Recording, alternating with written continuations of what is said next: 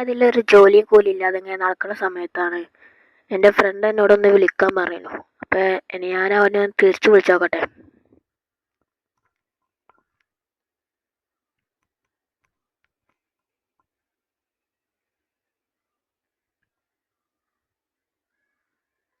അവനെ വിളിച്ചപ്പോൾ പറഞ്ഞത് എൻ്റെ വീടിൻ്റെ അടുത്തുള്ള ബിൽഡിങ്ങിൽ അവനും അവൻ്റെ ഫ്രണ്ട്സൊക്കെ പാർട്ടി വെച്ചിട്ടുണ്ട്. അപ്പോൾ എന്നോട് അങ്ങോട്ട് ചെല്ലാനാണ്. ഫ്രണ്ട്സ് പറയുമ്പോൾ എൻ്റെ ക്ലാസ്മേറ്റൊക്കെ ആയിരുന്നു. അപ്പോൾ അങ്ങോട്ട് ചെല്ലാൻ പറഞ്ഞു. ഈ ബിൽഡിങ്ങിലാണ്. അപ്പോൾ നമുക്ക് പോയി നോക്കാം.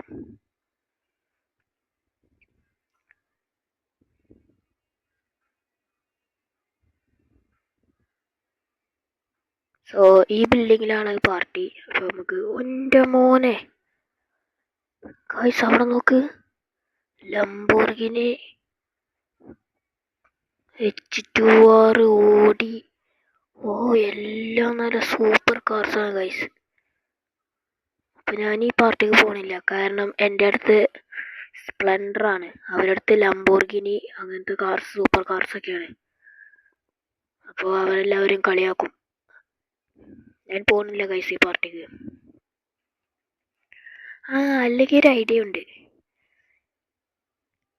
എൻ്റെ ഒരു ഫ്രണ്ട് ഉണ്ട്, ഞാൻ അവനെ വിളിച്ചിങ്ങാണ്ട് അവൻ്റെ അടുത്ത് ലംബോർഗിനി ഉണ്ട്. ആ ലംബോർഗിനി എൻ്റെ വീടിൻ്റെ അവിടെയാണ് അവൻ്റെ വീടും. അപ്പോൾ എൻ്റെ വീടിൻ്റെ കുറച്ചപ്പുറത്ത് അവൻ്റെ കാറ് നിർത്താൻ പറയാം.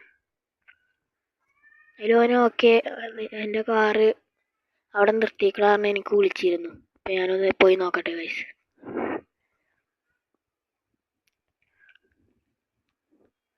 അവൻ്റെ ലംബോർഗിനി ഒരു പച്ച കളർ ലംബോർഗിനിയാണ് ഗൈസ്. അതവിടെ ഒരു കാറ് കിടക്കണുണ്ട്. അത് തന്നെ ലംബോർഗിനിയാണ്. പക്ഷെ അത് പച്ചയല്ല, മഞ്ഞയാണ് ഗൈസ്. പച്ചയൊന്നുമല്ല, മഞ്ഞയാണ്. അവൻ പെയിന്റ് മാറ്റിയെന്നാണ് എനിക്ക് തോന്നുന്നത്. അപ്പം എന്തായാലും നമുക്കിത് കാറ് കയറി നോക്കാം. അടിപൊളി കാറ് ഗൈസ്. നമുക്ക് വരണം, ഇങ്ങനെ മേടിക്കാൻ കാശില്ല, പണിയില്ല. അതായത് നമുക്ക് പാർട്ടിയിലേക്ക് പോവാം. ഇപ്പോൾ എന്നെ ആരും കളിയാക്കില്ല, കാരണം എൻ്റെ അടുത്ത് ലംബോർഗിനി V2. അപ്പോൾ നമുക്കിവിടെ നൈസായിട്ട് പാർക്ക് ചെയ്യാം ഗൈസ്. അവിടെ പോയി പാർക്ക് ചെയ്ത് തരാം. ഓക്കെ,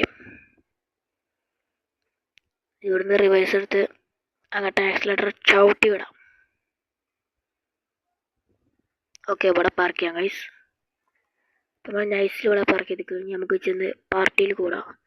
എൻ്റെ മോനെ ഈ ബൈക്കൊക്കെ നോക്കുക ഗൈസ്, കോബ്ര ബൈക്ക്. ഓ അവിടെ H2R ഉണ്ട് ഗൈസ്, കണ്ടോ?